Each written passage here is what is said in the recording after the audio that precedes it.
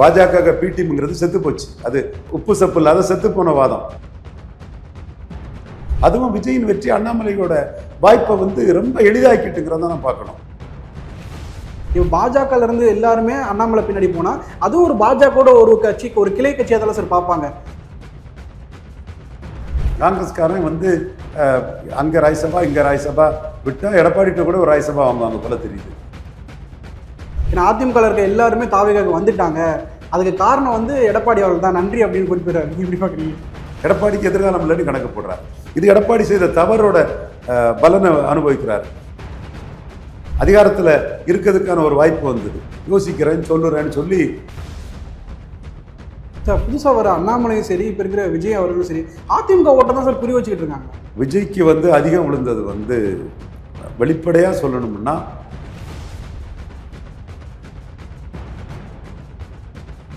ஆச்சி மசாலா. எந்த சமையலும் ருசி தேடும் ரகசியம் 20 ரூபாய். Taste the Milky Mist ice cream. Milky Mist ice creams. The debate நேயர்களுக்கு வணக்கம்.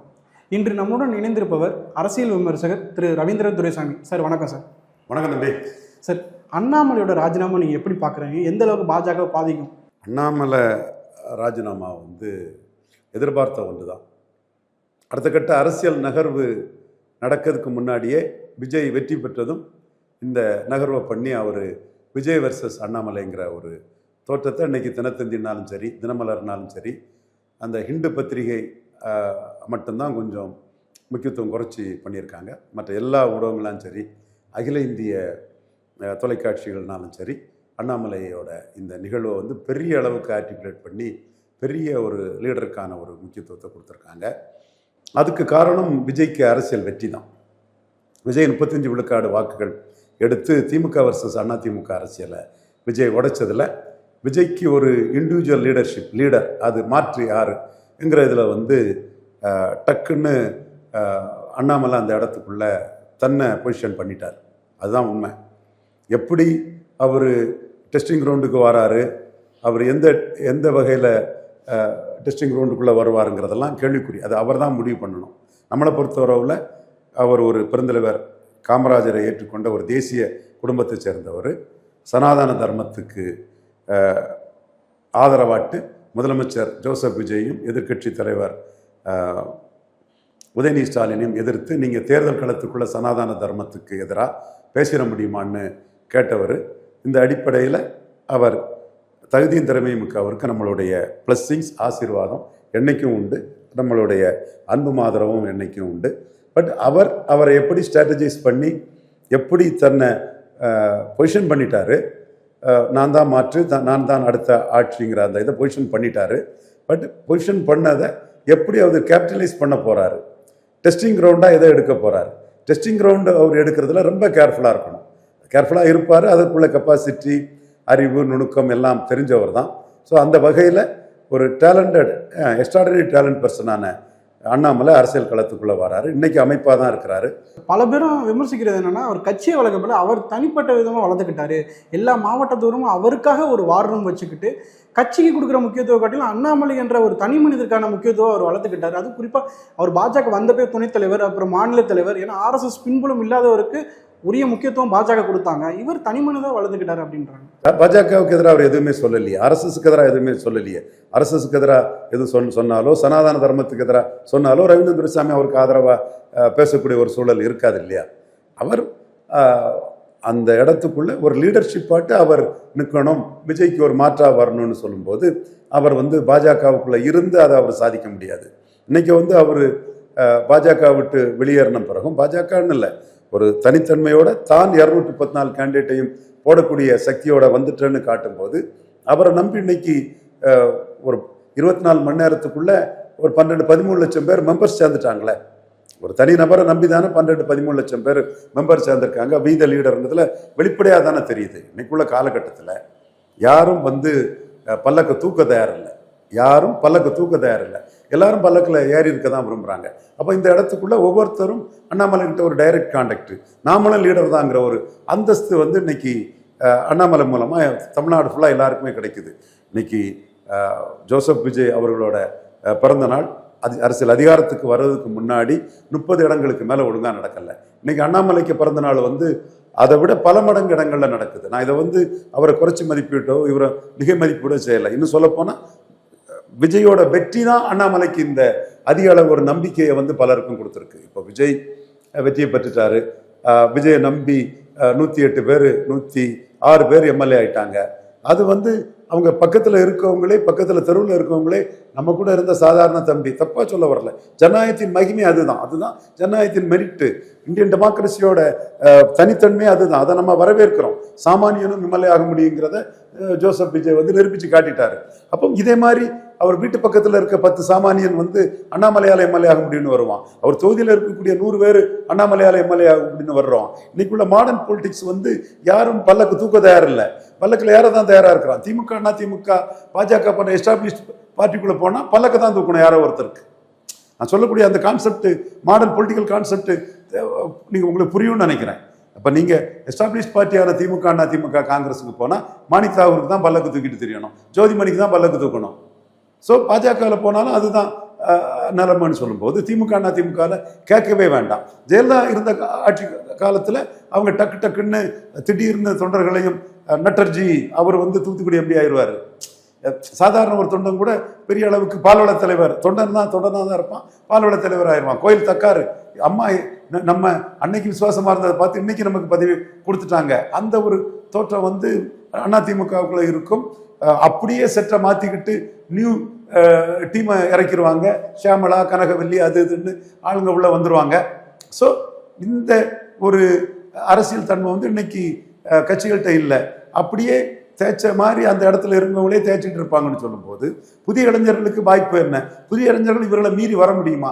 வந்துட்டாங்க விஜயால. அப்போ விஜயால வந்ததை வந்து ஒரு பாதை செப்பனிடப்பட்டு அந்த பாதையில் ஈஸியாக டிராவல் பண்ணலான்னு விஜய நம்பி பெற்று கட்டினவங்களை விட ஒவ்வொரு தொகுதியிலையும் அதிக பேர் அண்ணாமலை நம்பி பெற்று கட்ட தயாராயிட்டாங்க.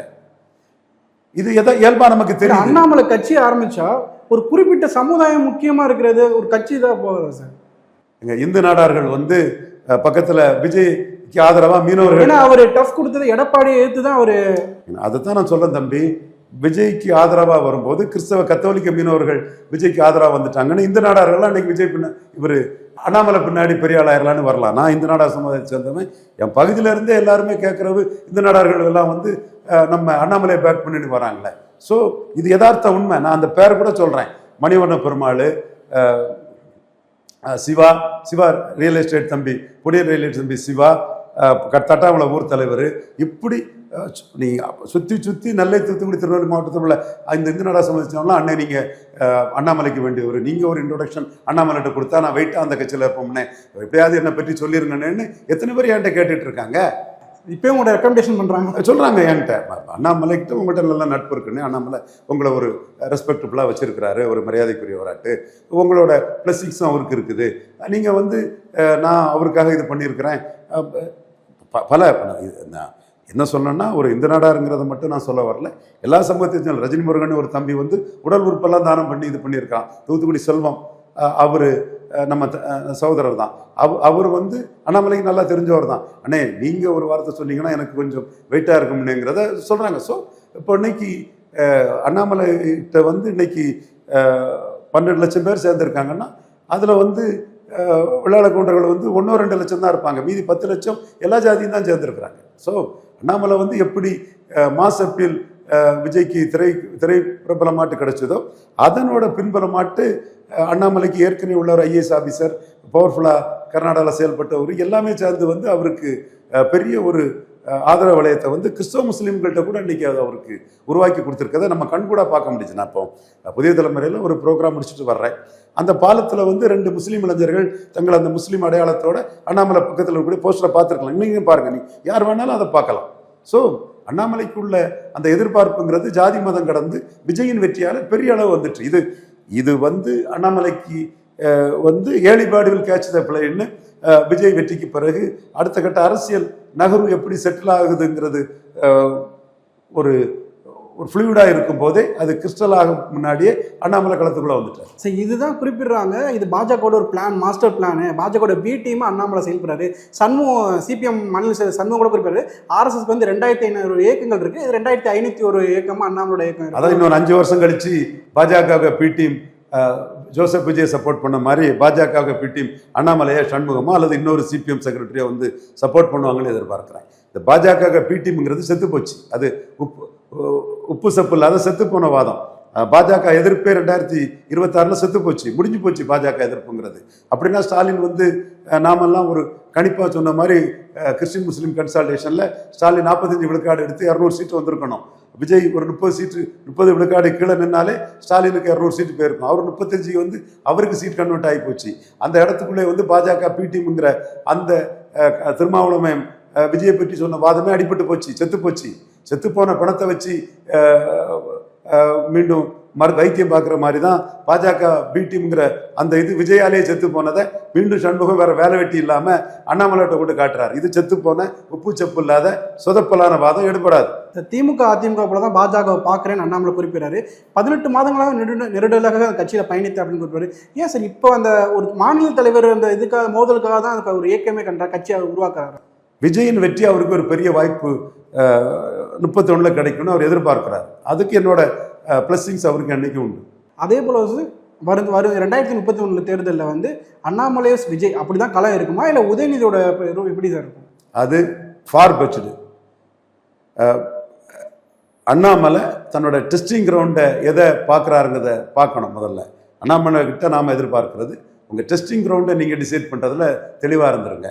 ஏன்னா சிம்பிள், விஜய் தரப்பு வந்து டெஸ்டிங் கிரவுண்டாக எடுத்தது விஜய் சென்ட்ரிக் எலெக்ஷனாக. இப்போ நீங்கள் விஜயை அண்ணாமலை ஃபாலோ பண்ணணுன்னு கூட நான் சொல்கிறேன். இன்னும் சொல்ல போனால் விஜய் ஃபாலோ பண்ணதே ரஜினி சென்ட்ரிக் எலெக்ஷன். 50 விழுக்காடு ரஜினி வாக்கு வருவார், முதன்மை சக்தி விஜய். அந்த இது ஆட்சிக்கு வந்தாலும் கேரளா மாதிரி சிறிய கட்சிகளுக்கும் வந்து அமைச்சரவையில் பங்கு கொடுக்கணும். இந்த இது டார்மண்டாக ஆயுதம் இல்லாமல் இது வெளி உலகத்துக்கு செயல்பாட்டுக்கு வராது வியூகங்கள் வந்து விஜய்ங்கிற ஆயுதம் மூலமாக வெற்றியை கொடுத்துட்டு, அதே வியூகங்கள் வந்து அண்ணாமலைங்கிற ஆயுதம் மூலமாக வெற்றி கொடுக்கறதுக்கான வாய்ப்புகள் இருக்குது. அதுவும் விஜயின் வெற்றி அண்ணாமலையோட வாய்ப்பை வந்து ரொம்ப எளிதாக்கிட்டுங்கிறத நான் பார்க்கணும். மீண்டும் மீண்டும் சொல்கிறேன், விஜய் பிறந்த நாளோட பல மடங்கு அண்ணாமலைக்கு பிறந்த நாளுக்கு கொண்டாடி இருக்காங்க, பணத்தை இன்வெஸ்ட் பண்ணியிருக்காங்கன்னா அவங்க அண்ணாமலையை நம்புகிறாங்க. அவங்களுக்கு வேற கட்சியில் இடம் இல்லை, இந்த கட்சியில் நம்ம தலையாயிரலாம்னு நினைக்கிறாங்க. சார் அது எப்படி சார் மக்கள் பொதுவாக இருக்கிற மக்களுக்கு அண்ணாமலை நம்பிக்கைன்னா, இப்போ பாஜகலேருந்து எல்லாருமே அண்ணாமலை பின்னாடி போனால் அதுவும் ஒரு பாஜகவோட ஒரு கட்சிக்கு ஒரு கிளை கட்சியாக தான் சார் பார்ப்பாங்க. இப்போ விஜய் வரப்ப அதிமுக எல்லாரும் போய் பொதுவாக சேர்ந்தாங்க. இப்போ அண்ணாமலை வர்றப்ப எல்லாருமே பாஜக பின்புலத்துலேருந்து வரப்ப அந்த நம்பிக்கை எப்படி சார் வரும்? விஜய் கூட ராகுல் காந்தியை போய் பார்த்தவர் தான், ராகுல் காந்தி கிட்ட ராஜ்யசபா கேட்டவர் தான். அவருக்கு அதிர்ஷ்டம் சீஃப் மினிஸ்டர் ஆகிட்டார். அன்றைக்கி ராஜ்யசபா கொடுத்துருப்பாருன்னா அது காங்கிரஸில் ஒரு நாட்டு கரைஞ்சிருப்பார். ஓகே, அந்த இடத்துக்குள்ளே அண்ணாமலையும் பாஜக விட்டு வெளியே வந்தது. நாளைக்கு international astrologer magazine of India PV Raman, number 1 astrologer, அவரோட சிஷ்யரான நரசிம்மராவ், அவர் சொல்கிற மாதிரி அண்ணாமலை கிரேட் ஹைட்ஸுக்கு போகிறதுக்கு, பெரிய உயரத்துக்கு போகிறதுக்கு இந்த முடிவுகள் ஒரு காரணமாக கூட அமையலாமே. சார் அதிமுகவோட முன்னாள் அமைச்சர்கள் MC சம்பத், கடம்பூர் ராஜு வந்து இன்னைக்கு தாவி கலப்பை இணைஞ்சிருக்காங்க. கடம்பூர் ராஜு குறிப்பிடுறாரு, எப்போதுமே அவர் இருக்கும் தட்டி முதலமைச்சர் விஜய் தான், அவருக்கு காலம் ஃபுல்லாக முதலமைச்சர் விஜய் தான், தீய சக்தி அளிக்க வந்த தூய சக்தி அவர் தாவேக்க தான் அப்படின்னு குறிப்பிடுறாரு. எப்படி பார்க்குறீங்க? அவர் எடப்பாடி கூட இருந்தால் மீண்டும் எடப்பாடி முதல்வராக வருவார்னு சொல்லுவார். திமுகவை கூட சேர்ந்தால் ஸ்டாலின் முதல்வராக வருவார். விஜய் கூட சேரும்போது இதைத்தானே அவர் சொல்ல முடியும். இதுக்கு நீங்கள் என்ன பெரிய அர்த்தம் கொடுக்குறீங்க? விஜய் கட்சியில் சேர்ந்திருக்காரு, ஒயிலின் ரோம் பிஏ ரோமன். விஜயை பொழுது பேசினா தான் அங்கே பதவி கிடைக்கும். அவர் ஆளுங்கட்சி முதல்வர் விஜய்கிட்ட தானே வந்து சேர்ந்திருக்கிறாரு. தாவேகா தலைவர் தேர்தலை சந்திக்காத விஜய்கிட்ட வந்து சேரலையே சார். அதே போல் வந்து ஆதூர் ரஞ்சனா வந்து தாவேகாக்கும் அதிமுகவுக்கும் வித்தியாசம் இல்லை, ஏன்னா அதிமுக இருக்க எல்லாருமே தாவேகாவுக்கு வந்துட்டாங்க, அதுக்கு காரணம் வந்து எடப்பாடி அவர்கள் தான், நன்றி அப்படின்னு குறிப்பிடுறாரு. நீங்கள் எப்படி பார்க்குறீங்க? இல்லை, அதிமுக வேற, தாவேகா வேற. அதிமுக இன்னைக்கு 3வது இடத்துக்கு போயிட்டு, அதுதான் யதார்த்த உண்மை. அதனால வந்து அவங்க வந்து இனி அதிமுகவுக்கு எதிர்காலம் இல்லைன்னு தாவேக்கா நோக்கி நம்ம போகலாம். பட் போகிறவங்க சந்தர்ப்பவாதிகள் தான். நீங்கள் செங்கோட்டையன் அந்த முடிவெடுத்து வராருன்னு சொன்னால் அத்திக்கடவு அவிநாசி திட்டத்தில் எம்ஜிஆர் ஜெயலலிதாவை எடப்பாடி புறக்கணிக்கிறான்னு சொன்னால் அன்னைக்குள்ள காலகட்டத்தில் விஜய் வந்து ஒரு எம்எல்ஏ கூட கிடையாது, ஒரு கட்சி தலைவர் தான், ஒரு ரெஜிஸ்டர்ட் பார்ட்டி லீடர் தான். அன்னைக்கு போனால் அதுக்கு மரியாதை. ஏன் ஆதவர்ஜுனா ஒரு சூழ்நிலையில் தான் போனார். அவரு கூட விஜய் அதிகாரத்துக்கு வர்றதுக்கு முன்னாடி போய் சேர்ந்துட்டார். அதிகாரத்துக்கு வந்த பிறகு சேர்றது வந்து ஒரு ஆளுங்கட்சியை நோக்கி போகக்கூடிய ஒரு சந்தர்ப்பவாதம் அரசியல் லாப நோக்குக்கான ஒரு முடிவாக தான் இருக்க முடியும். அதில் எம்ஜிஆர், அதிமுக இதெல்லாம் சும்மா வெறும் வார்த்தை. சார், தோல்வியை வந்து அதிமுக தாங்க முடியலையா? ஏன்னா தாவே கிளப்பை ஜாயின் பண்ணுற எல்லாருக்கும் அதிகமானவர்கள் அதிமுக காரங்க தான் தாவே கிளப்பை இணைகிறாங்க. அதாவது வந்து திமுக 13 ஆண்டுகள் வந்து எதிர்கட்சியாக இருந்தாங்க. இடையில 80 வெற்றி பெற்றாங்க, உள்ளாட்சி தேர்தலில் வெற்றி பெற்றாங்கன்னா கூட 13 ஆண்டுகள் மாநில அதிகாரத்தை பெற முடியாமல் கலைஞர் இருந்தார். 10 ஆண்டுகள் 11லேருந்து 21 வரை இருந்தாங்க. ஜெயலலிதா 96ல் வீழ்ச்சி அடைஞ்சாங்க. 98லேயே ஒரு பாஜகவை வாஜ்பாயை ப்ரொஜெக்ட் பண்ணி 30 சீட்டு ஜெயித்து வெற்றியை பெற்றுட்டாங்க. மத்திய ஆட்சி அதிகாரத்தில் பங்கு பெற்றாங்க. 2001 ஆட்சி அதிகாரத்தில் தனி ஆட்சியே வந்துட்டாங்க. 5 ஆண்டுகள் தான். 5 ஆண்டுகளில் ஒரு குறிப்பிடத்தக்க காலம் மத்திய ஆட்சி அதிகாரத்துலேயும் அவங்க இடம் பெற்றுட்டாங்க. தம்பித்துறை, கடம்பூர் ராஜி, இவர் சேடப்பட்டி முத்தியா, இவங்களெல்லாம் மத்திய ஆட்சி அதிகாரத்தில் தன்னுடைய சபார்டினேட்ஸை வச்சுட்டாங்க. இந்தியாவிலே வாஜ்பாய்க்கு அடுத்து ஒரு பெரிய சக்தியாட்டு ஜெயலலிதா இருந்தாங்க. ஸோ தோற்ற உடனே அவங்களால வெற்றியை கொடுக்க முடிஞ்சது. 2006 தோத்தாங்க. தோற்ற பிறகு 2011 டக்குன்னு அவங்க மீண்டும் முதலமைச்சராக வந்துட்டாங்க. ஸோ 5 ஆண்டு காலம்தான் அவங்களுக்கு அவுட் ஆஃப் பவரில் இருந்தது.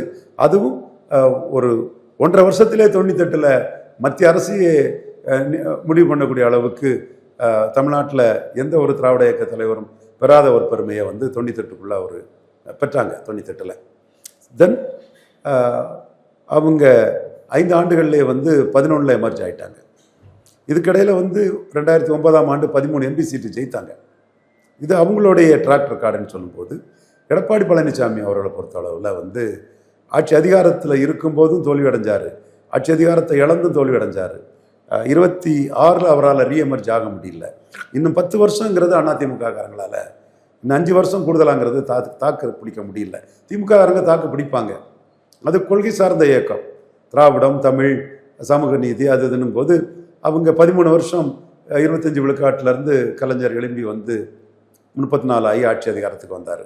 அதே மாதிரி இன்னைக்கு 10 வருஷம் 2011லேருந்து 21 வரை ஆட்சி அதிகாரத்தில் இல்லாமல் இருந்தாங்க. அவங்களால அது தாக்கு பிடிக்க முடியும், விஸ்டாண்ட் பண்ண முடியும். அதே வேளையில் வந்து அதிமுக வந்து 5 வருஷத்துக்கு மேலே ஆட்சி அதிகாரத்தில் இல்லாமல் இருந்ததில்லை. 10 வருஷம்னு சொல்லும் போதும் அது 3வது கட்சியாக எடப்பாடி ஸ்லிப் ஆயிட்டாருன்னு சொல்லும் போதும் அவங்க எடப்பாடியை டெசர்ட் பண்ணிட்டு வராங்க. இனி கடம்பூர் ராஜி எப்படி அதிமுகக்குள்ள இருந்து எம்எல்ஏ ஆவார்? ஸோ தாவேக்கா அங்கே தோத்துருக்கு, தந்தாருன்னா ஒரு வாய்ப்பு இருக்குது, தரலனாலும் நஷ்டப்பட கொண்டு இல்லை. எடப்பாடியை வச்சு வராதுன்னு அவர் கணக்கு போடுறாரு, எடப்பாடிக்கு எதிர்காலம் இல்லைன்னு கணக்கு போடுறாரு. இது எடப்பாடி செய்த தவறோட பலனை அனுபவிக்கிறார். கடைசியாக அவருக்கு சிஎம் வாய்ப்பு வந்து எவ்வளோ பெரிய வாய்ப்பு. மாயாவதிக்கு வந்த மாதிரி, நிதிஷுக்கு வந்த மாதிரி, இவர் குமாரசாமி கவுடா, தேவகவுடா இவங்களுக்கு வந்த மாதிரி ஒரு வாய்ப்பு வந்து பயன்படுத்தியிருக்கணுமா இல்லையா? அதிகாரத்தில் இருக்கிறதுக்கான ஒரு வாய்ப்பு வந்தது.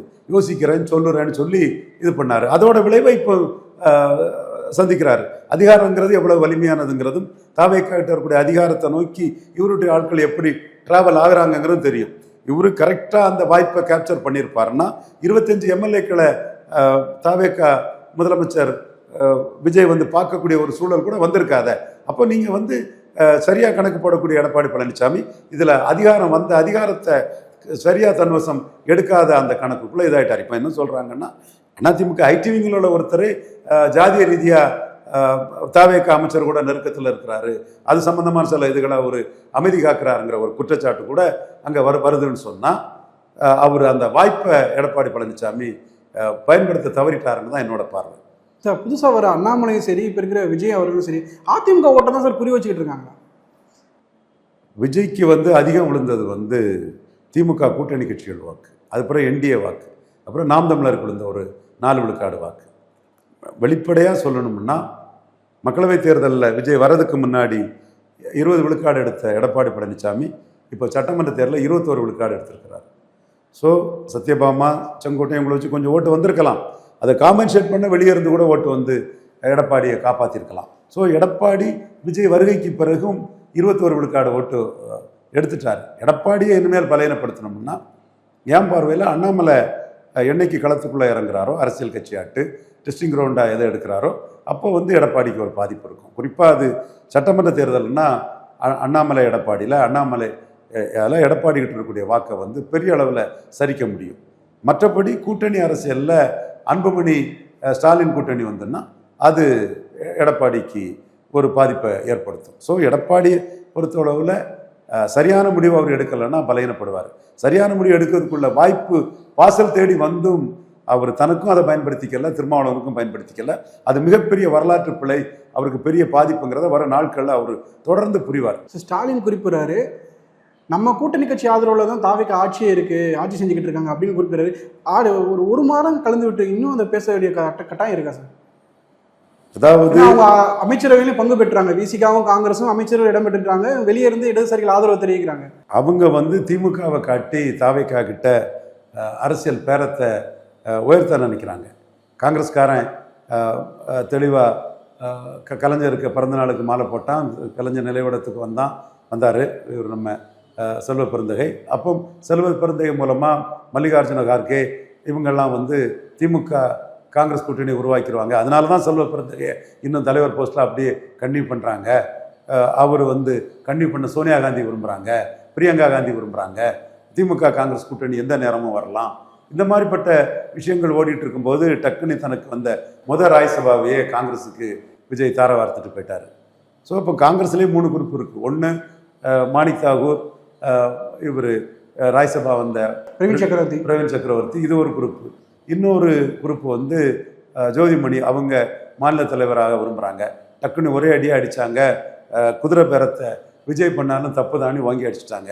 அது எடப்பாடி காங்கிரஸுக்கு ஆதரவாக கேரள மந்திரி சபை பதவி இருக்கும்போது ஆதரவு ஒரு எக்ஸ்ட்ரா பதிவு போட்டார் இல்லையா, அதோட தொடர்ச்சியாக பண்ணுறாங்க. அப்போ காங்கிரஸ்காரன் வந்து அங்கே ராஜ்யசபா இங்கே ராஜ்யசபா விட்டால் எடப்பாடிகிட்ட கூட ஒரு ராஜ்யசபா வாங்குவாங்க போல தெரியுது.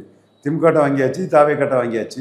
நீங்கள் தான் எங்கள் மந்திரி சபை ஆதரிச்சிட்டிங்கல்ல, குதிரை பேரத்தை ஜோதிமணி தடுக்கணும்னு முதல்வரையே கண்டிச்சிட்டாங்கல்ல, அது சகோதரி ஜோதிமணியோட அந்த இதை நான் பாராட்டுறேன். இதெல்லாம் பண்ணிட்டீங்களா, எங்களுக்கும் ஒரு ராஜ்யசபான்னு இங்கேயும் கேட்பான் போல இருக்குது காங்கிரஸ்காரன். அந்த அளவுக்கு காங்கிரஸுக்கு டிமாண்டு உச்சத்தில் போய் இருக்கு. சரி, இறுதியாக ஒரு கேள்வி. நேற்று லதா ரஜினிகாந்தும் ஒரு இயக்கம் ஆரம்பிச்சிருக்காங்க. இப்போ அண்ணாமலும் இயக்கன்றப்போ வந்து நீங்கள் ரஜினிகாந்த் ரொம்ப நெருங்கிய வட்டாரத்தில் இருக்கீங்க. ரஜினிகாந்த் ஆதரவு அண்ணாமலைக்கு இருக்கா? இல்லை, ரஜினிகாந்த் அரசியலுக்கு அப்பாற்பட்டவராக இருக்கிறார். ரஜினிகாந்தோட ஆசி அண்ணாமலைக்கு இருக்குது, அதில் எந்த மாற்றமும் இல்லை. அரசியலுக்கு அப்பாற்பட்டவராக இருக்கார், அதில் இது நம்ம குழப்ப வேண்டியதில்லை. பட் அவரை 2029 24 மோடிக்கு ஆதரவாக அவர் பிரச்சாரம் பண்ண நினச்சேன். அவர் வரல. நிறைய இதெல்லாம் ஸ்கீமிங்கில் இருந்தேன், அவர் வரல. பொதுவான இதிலே போயிட்டார். அது மீண்டும் 2029 மோடிக்கு ஆதரவாக மகாராஷ்டிரா, தென்னிந்தியா, ஏன் இந்தியா ஃபுல்லாக கூட நாட்டின் நலன் கருதி அவர் மோடிக்கான ஒரு பிரச்சாரத்தை முன்னெடுக்கணும், ஆதரவு முன்னெடுக்கணுங்கிற எதிர்பார்ப்பு என்கிட்ட இருக்குது. பட் அவர் எந்த அரசியல் கட்சியும் சாராதவராக தான் அண்ணன் ரஜினிகாந்த் அவர்கள் இருக்கிறாங்க. சார், பொறுத்திருந்து பார்ப்போம் சார். பல தகவல்களை பகிர்ந்ததுக்கு ரொம்ப நன்றி சார்.